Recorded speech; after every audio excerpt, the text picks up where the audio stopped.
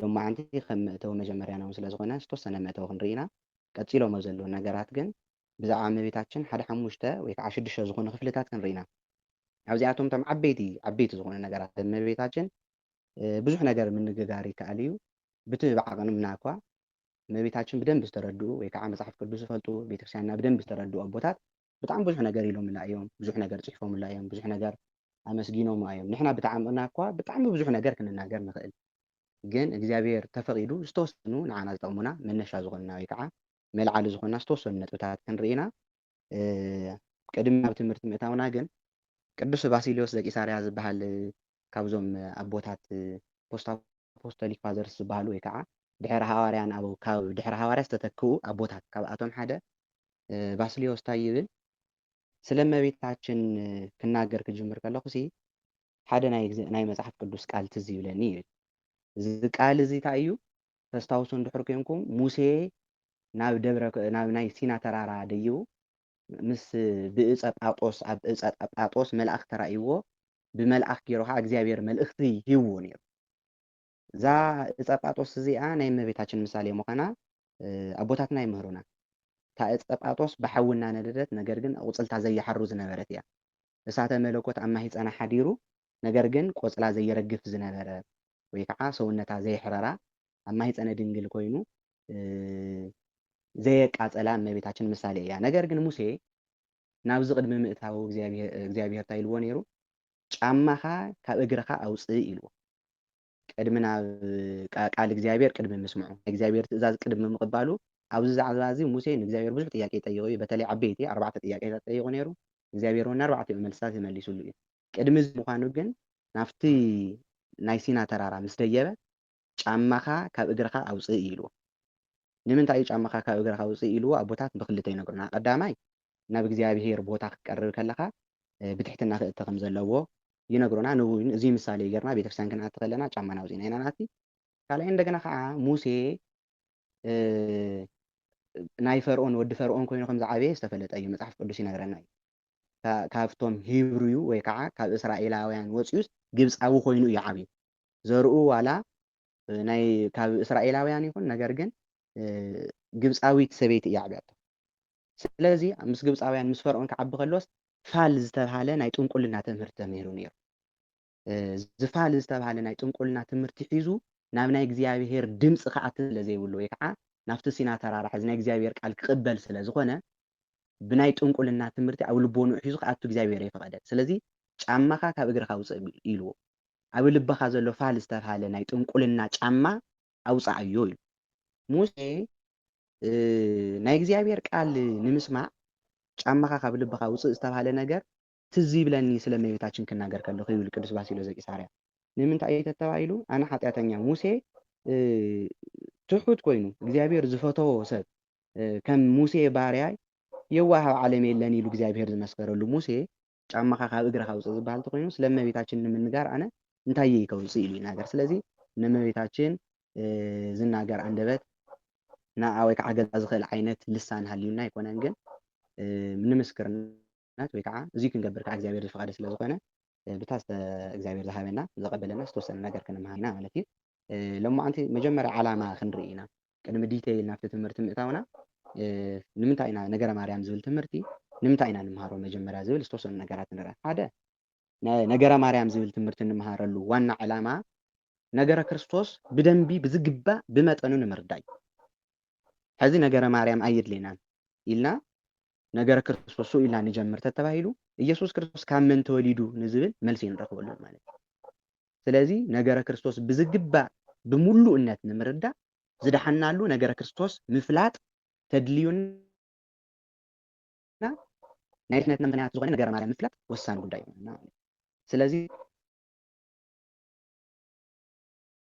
ነገረ ማርያም ምርዳእ የድሊ ማለት እዩ ነገረ ማርያም እንደገና ነገርና ማርያም ዝብሉ ክልተ ቃላት ኢና ንረክብ እዚኣቶም ነገረ ማርያም ዝብልስ ናይ ክልተ ቃላት ጥምር እዩ ዝኹን ዘሎ ማለት እዩ ነገር ማለት ዛዕባ ወይ ከዓ ስነ ዝብል ናይ ትግርኛ ቃል ዝውክለልና እዩ ሓደ ነገር ንምንጋር ንኣብነት ነገረ ክርስቶስ ክንብል እንተኮይና ስለ ክርስቶስ ክንናገር ኢና ደሊና ዘለና ማለት እዩ ነገር ብነገር ቀፂሉ ንዘለቆ ዓረፍተ ነገር ዘብራህርህ እዩ ማለት እዩ ስለዚህ ማሪዮሎጂ ይብልዎ ብእንግሊዘኛ ነገረ ማርያም ተልና ስለ ማርያም እንናገረሉ ዛዕባ እዩ ማለት እዩ። ነገር ዝብል ስነ ወይ ዛዕባ ዝብል ነገር ወኪሉ ይነግረና ማለት እዩ። ብእንግሊዘኛ ሎጂ ይብልዎ። ቴዎሎጂ ተተባሂሉ ሕዚ ነገረ መለኮት ይኸውን። ስለ መለኮት ምፍላጥ ዝብል ነገር እዩ ዝነግረና ማለት እዩና ዕላማና ሓደ ነገረ ማርያም ምፍላጥና ነገረ ክርስቶስ ብዝግባእ ንምፍላጥ እዩ። ካልኣይ እንደገና ከዓ ስለ እመቤታችን ስለ ቅድስት ድንግል ማርያም ዘለዓለማዊ ድንግልና ንምርዳእ እዩ ዕላምኡ እቲ ትምህርትና። ሳልሳይ ወላዲተ ኣምላክ ናይ እመቤታችን ወላዲተ ኣምላክነታ ንምርዳእ ኣንቲ ወዝረ ቅድሚኣ ዝረኣናያ ዘለዓለማዊ ድንግልናኣ ንምርዳእ እዩ። ሳልሳይ እንደገና ወላዲተ ኣምላክነታ ንምርዳእ ምክንያቱ ካብ ክብሪ ኩሉ ዝለዓለ ክብሪ እመቤታችን ካብ ኩሉ ክብሪ ዝንገረላ ወላዲተ ኣምላክ ምዃን ወላዲተ ኣምላክ ምዃና እዩ ካብ ኩሉ ክብሪ እመቤታችን ብዙሓት ዘኽብርዋ ነገራት ኣለዉ። ነገር ግን ኩሎም ተደሚሮም ፀሚቕና ክንዲ ወላዲተ ኣምላክነት ኣይመፅን። ሰብ ኩሉ ዝገበሮ ፅድቂ ተደሚሩ ንናይ እመቤታችን ኩሉ ክበልፆ ይኽእልን። ምክንያቱ እሳ ወላዲተ ኣምላክ እያ። መላእክቲ እውን ትኹን ንመላእክቲ ንእግዚአብሔር ጎይታና እዮም ዝብልዎ። እመቤታችን ግን ንኢየሱስ ክርስቶስ ንወዳስ ጎይታይ ጥራሕ ኣይኮነትን ትብሎ፣ ጎይታይ እውን ትብሎ እያ። ብዘገርም ኩነታት ከዓ ወደይ እውን ትብሎ እያ። ስለዚ ወላዲተ ናይ እመቤታችን ወላዲተ ኣምላክ ክንርዳእ ይገብረና። ሳልሳይ ገና ከዓ ኣብ ነገረ ድሕነት ነበረ ናይ እመቤታችን ድርሻታ እዩ። ኣብ መስቀል ተሰቂሉ ሞይቱ ደም ፍሲሱ ስጉኡ ቆሪሱ ዘድሓነና ጎይታና መድሓኒና ኢየሱስ ክርስቶስ እዩ። ነገር ግን ኣብዚ ናይ ምድሓን ስራሕ ውሽጢ ናይ እመቤታችን ድርሻ እንታይ ነይሩ? ሙሉእ ብሙሉእ ዝድሕነትና ዝተፈፀመ ብክርስቶስ። ነገር ግን ናይ እመቤታችን ድርሻ እንታይ ነይሩ? ናይ እመቤታችን ድርሻ ጥራሕ ኣይኮነን፣ ብፅሒት ማለት እዩ። ካልኦት እውን ኣለዉ፣ ቅዱሳን መላእክት ኣለዉ፣ ካልኦት ሰባት እውን ንሕና ንክንድሕን ናይ ሰባት ኣስተዋፅኦ ኣሎ። እዚ ማለት ናይ ኢየሱስ ክርስቶስ ናይ ምድሓን ስራሕ ፍፁም ኣይነበረን ወይ ከዓ ብቑዕ ኣይነበረን ማለት ዘይኮነ ኣብቲ ዝገብሮ ኢየሱስ ክርስቶስ ኣብቲ ዝገብሮ ናይ ምድሓን ስራሕ ውሽጥስ ሰባት እጃም ንክህልዎም ገይሩ እዩ። ከመይ እዩ ዝትርጎም ወይ ከዓ እንታይ ማለትና እዩ ዝብል ነገር ብቐፃልነት ክንሪኦ ኢና። ሳልሳይ እንደገና ሓምሻይ እንደገና ክርስቶስን እመቤታችንን ኣብ ናይ ኦሪት መቅደስ ከመይ እዮም ዝረአዩ ነይሮም? ነቢያት ወይ ከዓ ኣብ ናይ ኦሪት መቅደስ ከመይ እያ እመቤታችን ትንገር ነይራ? ስፔሲፊካሊ ስለ እመቤታችን ንናገር ስለ ዘለና ክርስቶስ ኣብ ዝተሰበኸሉ ቁፅሪ እመቤታችን ብኸመይ እናተነገረት ትከይድ ነይራ ዝብል ነገር ናርኣና ክንከይድ ኢና። ሻድሻይን ናይ መጨረሻን ዕላማ ናይዚ ትምህርቲ ግን ሰባት ቲፒካል ዝኾነ ኤግዛምፕል የድልየና ወይ ከዓ ብዓይንና እንሪኦ ሓደ ኣብነት የድልየና እዩ። እዚ መን እዩ ተባሂሉ ቅድሚትን ድሕሪትን ዘይብሉ ኢየሱስ ክርስቶስ እዩ።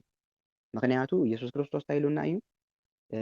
ካባይ ተምሃሩ ኢሉ ግልፂ ብዝኾነ ቋንቋ ካባይ ተምሃሩ ኣነ ለዋህ ብልበይ እውን ትሑት እየ ይበና። ስለዚ ምግባር ዝኽእል ሰብ ኣምላኽ ክመስል ክኽእል ኣለዎ። ስለዚ መጀመርያን መጨረሻን እንሪኦ ኢየሱስ ክርስቶስ እዩ።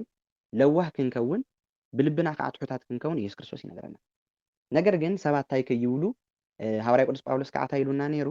ኣነ ንክርስቶስ ከም ዝመሰልኩ ኩሉ እስኻትኩም ከዓ ንዓይ ምሰሉ እዩ። ኢየሱስ ክርስቶስ አንተ እንታይ ኢሉ? ንዓይ ኣነ ለዋህን ብልበይን ትሑት እየ እሞ ንዓይ ምሰሉ ኢለና እዩ። ሃዋርያ ቅዱስ ጳውሎስ እንደገና ከዓ እንታይ ይብለና? ኣነ ንክርስቶስ ከም ዝመሰልክዎ እስኻትኩም ከዓ ንዓይ ምሰሉ። ንምንታይ እዩ ንዓይ ምሰሉ? ብቐጥታ ንክርስቶስ ምሰልዎ ንምንታይ ዘይበለና ተባሂሉ ሰባት ብባህሪኦም ኣብ ሂወቶም ሓደ ኣብነት የድልዮም።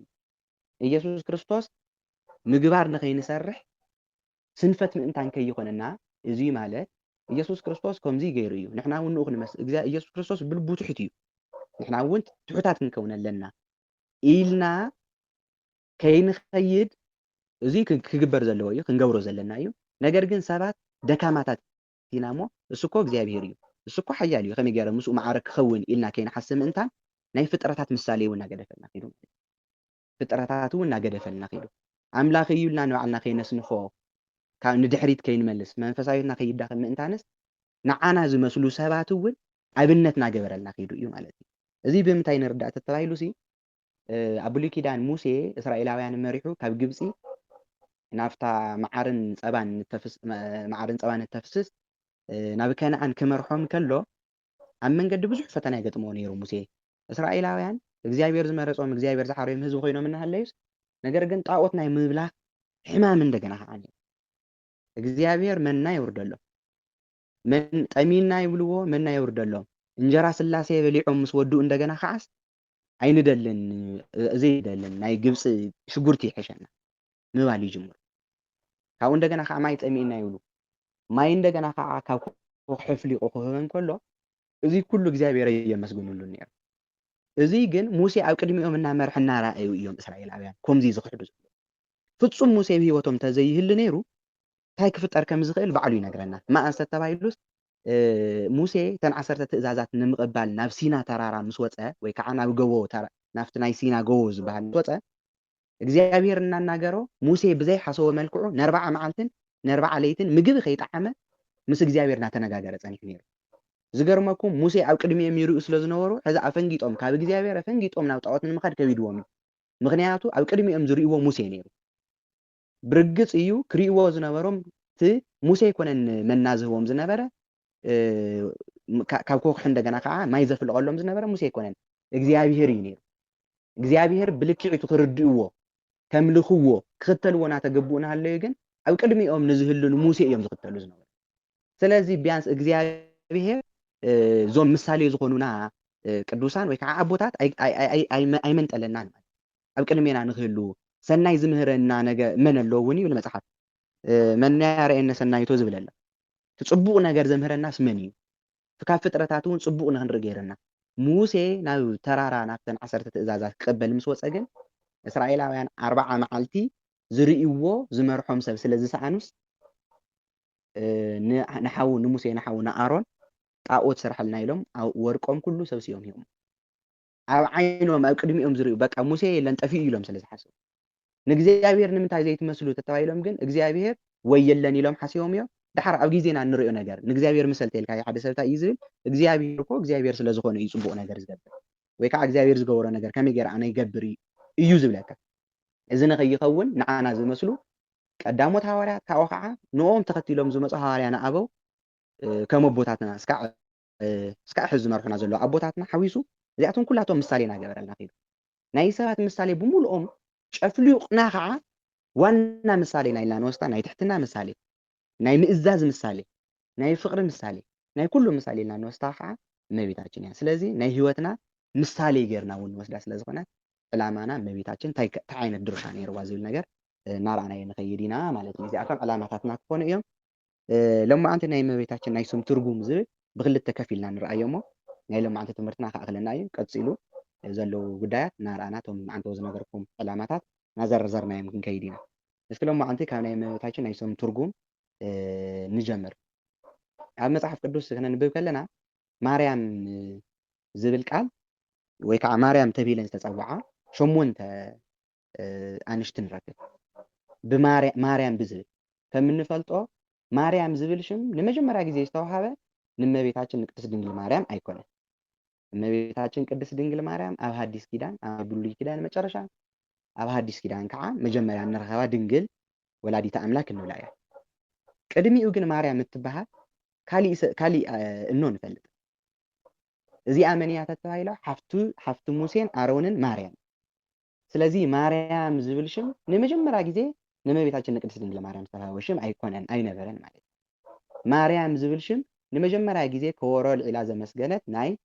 ሓፍቲ ሙሴ ንኣሮን እውን ሓፍቱ ናይ ማርያም ሽም እዩ ማርያም ዝብል ትርጉሙ ከታይ ማለት እዩ ቃል በቃል ትርጉሙ ድሓር ኣቦታትና ናብ ናይ እመቤታችን ክንመፅእ ከለና ክንሪኦ ኢና ንመጀመርያ ግን ንማርያም ንሓፍቲ ሙሴን ኣሮንን ናይ መጀመርያ ማርያም ንሳ ስለ ዝኾነት ንኣ ስለ ዝተዋሃበት ሽም ንምንታይ እዮም ማርያም ኢሎም ኣውፅኦምላ ማርያም ማለት ቃል በቃሉ ወላዲተ ኣምላክ ማለት ኣይኮነን ቃል በቃል እየ ዝብለኩም እናስተውዕልኩም ንኸይዱ ማርያም ማለት ብዙሕ ትርጉም እናሃብናዮ ንኸይድ ኢና ኣብ እመቤታችን ክበፅሕ ከሎ ናይ ቃል ትርጉሙ ግን ኣይኮነን ናይ ግብሪ ምሳሌ እናተባሃለ ካሊእ ይኸይድ እዩ እሱ ክንሪኦ ኢና ናይ እመቤታችን ንመጀመርያ ግዜ ግን ማርያም ዝብል ትርጉም ዝተባሃለ ንሓፍቲ ሙሴን ኣሮንን ንማርያም እዩ ማለት እዩ ማርያም ማለት ንምንታይ እዮም ወለዳ እንትኮየ ይብሉ ኣዲኡ ንሙሴ እንትኮየ እያ ትበሃል ብትርጓሜ ኣብ መጽሓፍ ቅዱስ የተገለፀን ግን ብትርጓሜ እንትኮየ ትበሃል ኢሎም ነግሩና እንትኮየ ንማርያም ንምንታይ እያ ማርያም ኢላ ምጻትላ ኢሎም ክነግሩና ከሎ ኣለቃ ኪዳን ወልዲ ክፍሌ እዚ ናይ መዝገበ ቃላት ትርጉም ክነግሩና ከለዉ እንታይ ይብሉ ማርያም ማለት ንመጀመርያ ግዜ ተስታውሱ ተኾንኩም ሙሴ ዝተወለደ ኣብ ናይ ግብፂ ባርነት እናሃለ እዩ ስለዚ ኣሮንን ማርያምን እውን ዝተወለዱ ኣብ ናይ ግብፂ ባርነት ግዞት እናሃለ እዩ ተገዚኦም እናሃለ እዩ ስለዚ ብጣዕሚ መሪር ዘመን ነይሩ እግዚኣብሔር መድሓኒት ካብ ማእኸልኩም ከተስአልኩም እየ ተቢሉ ተነገረሎም ቃል ኪዳን ዝፅበይሉ እንዲኦም ናይ ራሄል ኣብቲ ሰዓት እሱ ብጣዕሚ መሪር ዝነበረ ዘመን ማለት እዩ። ራሄል ውሉድ ወሊዳስ ሸንድብዮ ናብ ጭቃ እሞ ረጊፅኪ እሱ እውን መዋክዕቲ ክኾነና እዩ ተባሂሉ ብጣዕሚ እስራኤላውያን ዝተማረሩሉ ግዜ እዩ። ሰሪሖም ደሞዝ ዘይክፈልሉ እኹል ምግቢ ዘየግንሉ ብባርነት ዝተሓዙ እዮም። ባርነት እንታይ ምዃኑ ንኩላህና ገልፂ ስለ ዝኾነ ብባርነት ዝተሓዘሉ መሪር ዘመን ስለ ዝነበረ እቲ ዘመን እሱ ንምስትዋስ እንትኮየ ንጓላ እንታይ ኢላ ፀዊዓታ ማለት እዩ ማርያም ኢላ ፀዊዓታ። ስለዚ ኣለቃ ኪዳነ ወልዲ ክፍሌ እንታይ ኢሎም ይነገሩና ማርያም ማለት ቃል ብቃል ትርጉሙ እንታይ ማለት እዩ ተባሂሉ መሪር ዘመን ማለት እዩ ኢሎም ይነገሩና። ስለዚ ማርያም ማለት ንመጀመርያ ግዜ ዝወፀ ንሓፍቲ ሙሴ ንማርያም እዩ። ትርጉሙ ከዓ መሪር ዘመን ማለት እዩ። ድሓር ናብ እመቤታችን ካብኡ ድሓር ማርያም እናተባህለ ተፀዋዕ ኣለዋ። ማርያም እንተ እፍረት፣ ማርያም ባውፊልያ፣ እመቤታችን ቅድስት ድንግል ማርያም፣ ብዙሓት ካልኦት ማርያማት ኣለዋ። ጠቕላላ 8 ማርያማት እየን ዘለዋ ኣብ መፅሓፍ ቅዱስ። ናብ እመቤታችን ክንመፅእ ከለና ናይ ቃል ትርጉሙ መሪር ዘመን ዝብል ትርጉም እዩ ዘለዎ። ሃናን ኢያቄምን ከንእመቤታችን ንምንታይ እዮም ማርያም ኢሎምዋ ዝብል ትርጉም ከዓ ነበር። ሃናን ኢያቄምን እመቤታችን ቅድስት ድንግል ማርያም ንምንታይ እዮም ማርያም ኢሎምዋ ተባሂሉ ንሃናን ንኢያቄምን እውን ብዝገርም ኩነታት መሪር ዘመን እዩ ነይሩ። ንምንታይ ተባሂሉስ ኣብ ናይ ብሉይ ኪዳን ዘመን ሰብ ቆልዓ ዘይወለደ ወላዲ እንድሕር ኮይኑ ካብ ምኩራብ ይግለ ምስ ሰብ ይሕወስን። ከምዚ ሕዚ ኣባና ግዜ ስዋ ሰንበት ወይ ከዓ ናይ ዝኾኑ እድር ማሕበራት ፀበላት እናበልና ንኸይድ ሰብ ተሓዋዊሱ ተጫዊቱ ዝኽር ዘኪሩ እግዚኣብሔር መስጊኑ ዝፈላለየሉ ብብሉይ ኪዳን ግዜ ውላድ ዘይወለዱ ወለዲ እንድሕር ኮይኖም እዚ ንክገብሩ ፍቃድ የግኒ። ስለዚ እዚ ስለ ዝኾነ መሪር ዘመን ነይሩ ንዓቶም እውን መሪር ዘመን እዩ ዝነበረ።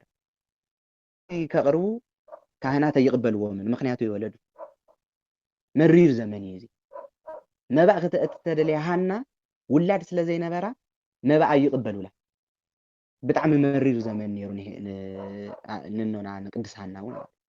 ስለዚ መሪር ዘመን ስለ ዝነበረ ዝመሪር ዘመኖም እዚ ዘብቃዕትሎም ከዓ እመቤታችን ቅድስት ድንግል ማርያም ስለ ዝኾነት ብእመቤታችን መሪር ዘመኖም ስለ ዝዓረፈ እዚ ዘመን እዚ ከይርስዕዎ ኩሉ ግዜ እግዚኣብሔር እናመስገኑ ምእንታን ክነብሩ ንእመቤታችን ቅድስት ድንግል ማርያም ማርያም ኢሎም ፀዊዖምዋ ሰይሞምዋ ማለት እዩ። ካብዚ እንድሓር እመቤታችን ማርያም ተባሂሉ ይስየማ። ካብኡ ግን ናይ እመቤታችን ናይ ግብሪ ስም ስራሕትታታ እናተርእዩ ዝወሃቡ ብዙሓት ሰማት ኣለዉ። እሳቶም ከዓ እናረኣናዩ ንኸይድ ናይ ቃል ትርጉሙ መጀመርያ ንሪእናዮ ኢና። ብካልኣይ ማርያም ማለት ተኣምረ ማርያም ክነንብብ ከለና ማርያም ቢል መርህለ መንግስተ ሰማያት ዝብል ንረክብ ኢና። ማርያም ማለት መንግስተ ሰማያት መሪሓ ትእቱ ማለት እዩ። እዚ ማለት መንግስተ ሰማያት መሪሓ ትእቱ ማለት እንታይ ማለት እዩ ተባሂሉ ናይ ቅዱስ ኤፍሬም ቃል ከነስታውስ ይለና በእንተ ሔዋን ተአጽእ ሆህተ ገነት ወበእንተ ማርያም ድንግል ተርህወ ለነ ዳግመ ይብል ቅዱስ ኤፍሬም። ስለ ሔዋን ናይ ገነት በሪ ተዓፅዩ እዩ። ሔዋን ከመይ ኢላ ናይ ገነት በሪ ኣፅያቶ? ሔዋን ናይ እግዚኣብሔር ቃል ብዘይ ምስማዓ ብዘይ ምእዛዛ ናይ ገነት በሪ ተዓፅዩ። ኣይትብልዕ ካብ ዝተባሃለቶ ነገር በሊዓ ካብ ገነት ኣውፅያትና ሔዋን። እመቤታችን ከዓ ናይ እግዚኣብሔር ቃል ብምእዛዝ ይኩነኒ በከመ ትቤለኒ ኢላ ስለ ዝተኣዘዘት ዝበልካኒ ኩሉ ይኹነለ ኢላ ናይ ገብርኤል ካብ እግዚኣብሔር ዝለኣኾ ናይ ገብርኤል ብስራት ስለ ዝሰምዐት ብምእዛዛ ናብ መንግስተ ሰማያት ኣቲና ማለት እዩ። መርህ ለመንግስተ ሰማያት ይበሃል ከሎ ካብኡ እንደገና ከዓ ሔዋን ምስ ዲያብሎስ ተነጋጊራ ካብ ገነት ኣውፅያትና ዝገርመኩም ሔዋን ምስ መልኣክ ተዘራረያ። መልኣክ ክልተ እዮም ዝኽፈሉ ቤተክርስትያንና ከም ተምህረና። መልኣክ ማለት ተላኣኺ ማለት እዩ። መጀመርያ ዲያብሎስ እውን ናይ እግዚኣብሔር ተላኣኺ እዩ ዝነበረ። ዝተፈጠረሉ ዕላማ እሱ እዩ ነይሩ። ነገር ግን ክሒዱ ወዲቑ እዩ። መልኣክ ክልተ እዮም። ቅዱሳን መላእክት ዝበሃሉ ኣለዉ፣ ርኩሳን መላእክት ዝበሃሉ እውን ኣለዉ። ስለዚ ሔዋን ምስ መልኣክ ተዘራሪባ ምስ ዲያብሎስ ማለት እዩ ካብ ገነት ኣውፅያትና። እመቤታችን ከዓ ምስ ተነጋጊራ ናብ ገነት ኣትያትና። መርህ ለመንግስተ ሰማያት ማለት እዚ። ካብኡ እንደገና ከዓ እመቤታችን መርሒ ናብ መንግስተ ሰማያት መርሓ ተእትወና እመቤታችን ጥራሕ ኣይኮነትን ኤንዋይ ቃል እግዚኣብሔር ዝነገረና ኩሉ መንግስተ ሰማያት ንክንኣቱ ዝመርሕና እዩ። ንኣብነት ኣባቴ ኩሉ ግዜ ቃል እግዚኣብሔር ዝምስክሩልና መንግስተ ሰማያት መሪሖም ብኢድና እዮም ዝወስዱና ዘለዉ። ካልኦት ሃዋርያት ቅዱሳን ሃዋርያት ኣብ ናይ ሃዋርያት መሰረት ኢኹም ዝተተኸልኩም ይብለና። እዚ ማለት ሃዋርያት መንግስተ ሰማያት ንክንኣቱ ቃል እግዚኣብሔር እናነገሩ መሪሖም ዘእትውና እዮም። ምህራን እውን ካብዚኦም ኩሎም ከዓ ብሓንቲ ቃል መጽሓፍ ቅዱስ ኩሉ ዝሰበከትና እመቤታችን ቅድስት ድንግል ማርያም እያ። እንታይ ብዝብል እያ እመቤታችን መጽሓፍ ቅዱስ ብሙሉእ ሰቢኻ ተተባሂሉ ዝብለኩም ኩሉ ግበሩ ብዝብል እቲ ዝብለኩም ዘሎ ኩሉ ግበርዎ ኢላትና እመቤታችን። እዚ ይፍለዩ እዚ ትፍለዩ ይበለትና። ኢየሱስ ክርስቶስ ዝኣዘዘኩም እግዚኣብሔር ዝበለኩም ቃል ኩሉ ግበሩ ኢላ መንግስተ ሰማያት ከመይ ክንኣቱ ከም ዘለና ዝመርሐትና እመቤታችን ቅድስት ድንግል ማርያም እያ ማለት እዩ። መርህ ለመንግስተ ሰማያት ይብልዋ። እመቤታችን እንደገና ከዓ እመቤታችን ቅድስት ድንግል ማርያም ጸጋ ወሃብቲ ይብልዋ። ንዓለም እውን ካብኡ እንደገና ከዓ ንወለዳ እውን ጸጋን ሃብትን ስለ ዝኾነት ውህብቶ ስለ ዝኾነት ንዓለም ንሕና እኖና ንክንብላ ዝተዋሃበት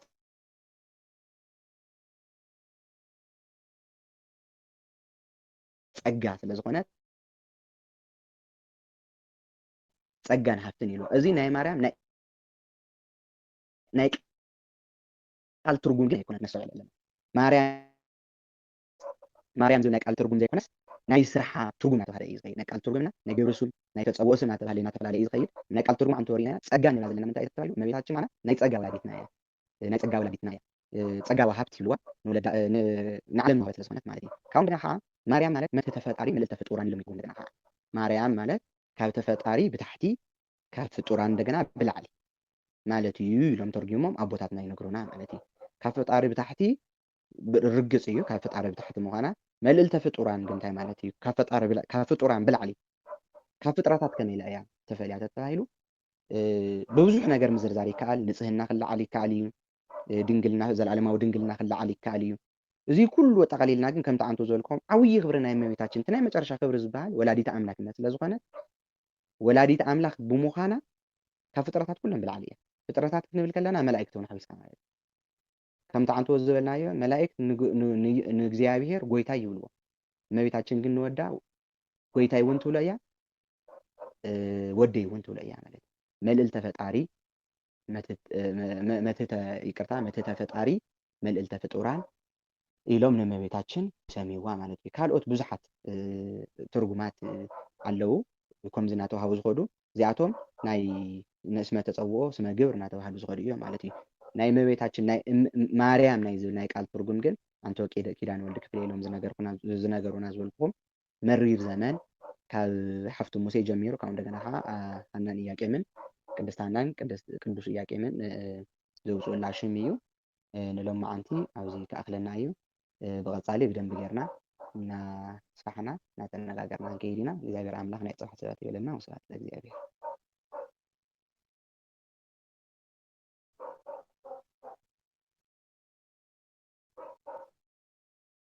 ቃለ ሕይወት ይስመዐልና ሆና ዘመን አገልግሎት ከእግዚአብሔር ባርክ ጣዕሙ ጽቡቅ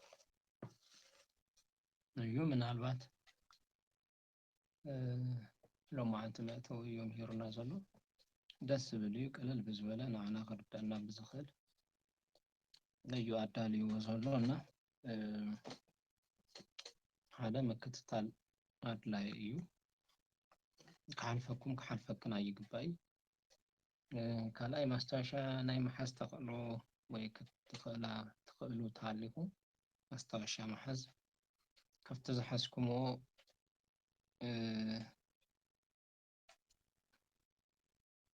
ምናልባት ሕቶ ኣብ ውሽጥኩም ሕቶ ዘልዕለልኩም ነገር እንተሃልዩ ወይ ዘይተረዳእኩም ነገር እንተሃልዩ ብውሽጢ ምፅሓፍ ይከኣል እዩ ማለት እዩ ተኣኪቡ ካብኡ መልሲ ይወሃብ መብራህርሂ ይወሃብ ማለት እዩ ዘይተረዳእክን ነገር ክሓልፍ የብሉን ከም ዝተረዳእና ኮይና ክንሓልፍ ኣይግባእ ንምንታይ ኣቦታትና ከምኡ ስለ ዘይመሩና ማለት እዩ ኣቦታትና ሐዋርያት ንጎይታ ኢየሱስ ክርስቶስ እኮ ይሓትዎ እዮም ዝነበሩ ዘይተረድኦም ነገር ኣየሕልፍዎን እስካብ ብራህራህና እስኪ ንገረና እንታይ ማለት እዩ እዚ ከመ እዩ ንምንታይ እናበሉ ይሓቱ ነይሮም ማለት እዩ ስለዚ ዘይተረዳእና ነገር ከም ዝተረዳእና ጌርና እንተኸና ዳሕራይ ንባዕልና ኢና ንጎድእ ማለት እዩ እቲ ሓቀኛ ነገር እውን ምርዳእ ኣይንኽእልን ማለት እዩ ዘይተረዳእና እናሓተትና ዘይተብራህርህልና ነገር ዘይበረህልና ነገር ንክበርህልና እናጠየቕና ትኽእልና ግን እቲ ዝሕሸ ክያዶ ከምኡ ስለ ዝኾነ ብከምኡ ኢና ክንከይድ ዝግባእ ብዙሕ ነገር ዘይክበርህ ይኽእል እዩ ስለዚ ክበርሃልካ ምሕታት ጽቡቕ ዝነኣድ እዩ እምበር ዝንቀፍ ኣይኮነን ሕማቕ እውን ኣይኮነን ማለት እዩ ከይበርህልካ እናሃለወሱ ኢሉ ተሸፊኑ እንተኸይዱ ግን ፀገም እዩ ዝኸውን። ተናሰ ንባዕልና ፈሊጥና ኣብ ጎንና ኣብ ቀረባና ዘሎ ሰብ ምእንታን ክነፍልጥ እዩ ዓላማ። ናይ ሃይማኖት ዕላማ ወይ ናይ ወንጌል ዕላማ እውን ንሱ እዩ። ንባዕልካ ተረዲእካ ጥራሕ ሱቕ ዘይኮነስ ኣብ ጎንካ ኣብ ጥቃኻ ንዘሎ ሰብ እኳ ትዝነኣሰ ማለት እዩ። ትዝነኣሰ ኣገልግሎት ኣብ ጥቃኻ ንዘሎ ሰብ ኣብ ጎንካ ንዘሎ ሰብ ብቀረባ ንትረኽቦ ሰብ ትዝፈለጥካዮ ትዝተረዳእካዮ ክተረድእን ክተፍልጥን ግድን እዩ ማለት እዩ። ግድን እዩ ማለት እዩ። ናይ ክርስትና ግዴታ እዩ። እቲ ወንጌል ባዕሉ የገድድ እዩ ማለት እዩ። ስለዚህ ከምኡ ስለዝኾነ ንሕና እውን ምምሃርና ዘይተረፈ መሰረታዊ ዝኾኑ ነገራት ፈሊጥናን ተረዲእናን ንባዕልና እንድሕር ተረዲእና እንድሕር ፈሊጥና ንቤተሰብና ንመሓዙትና ንኣሕዋትና ንሓትና ኣብ ቀረባና ኣብ ዙርያና ንዘለዉ ሰባትስ ክነረድእ ንኽእል ኢና። ካልእ ብሽም ሃይማኖት ንዝመፁና ሰባት እውን ንዓርስና ክንከላኸል ንኽእል ኢና ማለት እዩ። ማለት ካብቲ ትክክለኛ መሰረት ነጢቆም ከይወስዱና ከየታልሉና ማለት እዩ። ከይኣተዓሻሽዮም ናብ ዘይኮነ መንገዲ ከይወስዱና ንዓርስና ክንከላኸለሉ ንኽእል ኢና። እቲ ክንፈልጦ ዝግበአና ነገር እንተፈሊጥና ማንም መፅኡ ከታልለና ኣይኽእልን። ማንም መፅኡ ከተዓሻሽወና ኣይኽእልን። ማንም መፅኡ ካብ መሰረትና ከነቕለልና ዝኽእል የለን ኣይህሉን ማለት እዩ። ስለዚ ከምዚ ስለዝኾነ በዚ ተረዲእና ናይ ወትሩ ፕሮግራምና ምክትታል ክንዝንግዕ የብልናን። ኣብዘን 2 መዓልታት እዚኣተን እውን ጥብቕ ኢልና ብምክትታል መንፈሳዊ ፍልጠትና ክነዕብዮ ይግባእ እዩ ማለት እዩ። ምናልባት መንፈሳዊ ፍልጠት ምንም ጥቕሚ ከም ዘይብሉ ገይሮም ዝቐርፁ ሰባት ወይ ዝርድኡ ሰባት ክህልው ይኽእሉ እዮም። ግን ትኽክል ኣይኮነን። መንፈሳዊ ነቲ ተኣምኖ ምፍላጥ ይጠቅም እምበር ኣይጎድእን። ነቲ እተኣምኖ ነቲ እተምልኾ ኣምልኾት ዘይምፍላጥ ክጎድእ ይኽእል እዩ። ስለዚ ምንም ኣይጎድአናን እናጠንከረና ክኸይድ ይኽእል እንተዘይኮይኑ ካልእ ኣሉታዊ ተፅዕኖ ኣይፈጥረናን። መንፈሳዊ ፍልጠትና እናወሰኸ እንተኸደ መፅሓፍ ቅዱሳዊ ኣፍልጦና በቢግዚኡ እናተመሓየሸ እንተኸይዱ ዝሐሸ ንክርስትናና ዝሐሸ እዩ ዝኸውን ማለት እዩ። ካብቲ ትክክለኛ መንገድስ ማንም ዝናውፀና ኣይህሉን ማለት እዩ። እዚ ስለዝኾነ ያው ናይ ወትሩ ፕሮግራምና ከም ዘሎ ኮይኑ ኣብዘን 2 መዓልቲ ካብ ዝበለፀ ካልኦት ኣሕዋትና ካልኦት ኣሓትና እውን ኣትዮም ክከታተሉ ብዘለኹሞ ማለት እዩ። ብቐረባኹም ትፈልጥዎ ሰብ ትራኸብዎ ሰብ እንተሃልዩ ንገርዎን ኩላትና ንንገር ማለት እዩ። ንሎሙዓንቲ ኣብዚ ይኣኽለና መዕፀዊ መዝሙር ሓንቲ መዝሙር ሰምረና እሞ ክንዓፁ ሓውና ዲያቆን ሰመረ ከዓ እግዚኣብሔር ይባረካ ኣገልግሎትካ ይባርኽ ብዘለኻዮ ሰላሙ ይብዝሕልካ ኣዚና ኢና ከዓ ክነመስግነካ